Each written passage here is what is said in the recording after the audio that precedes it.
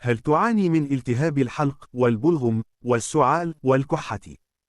هل تشعر أن حلقك منتفخ حتى يختفي صوتك، ولا يمكنك ابتلاع لعابك أو شرب الماء؟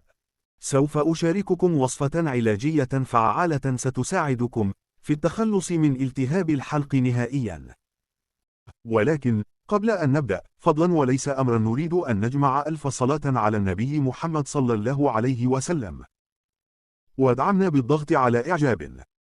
سوف تحتاج إلى حبة طماطم بعد غسلها، سوف تقطعها إلى قطع صغيرة، بعد ذلك ستضيف لها العسل، فهو يعتبر من مسكنات ألم الحلق. بعد ذلك ستضيف لها عصير نصف ليمونة، هذا فقط، وستلاحظ إنه بعد أكلها وتناولها أن ألم الحلق بدأ ينقص ويختفي.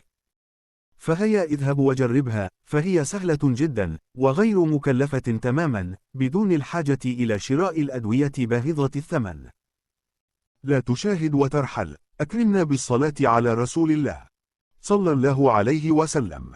صلوا عليه، وادعمنا بالإعجاب على الفيديو، وشاركه مع أصدقائك.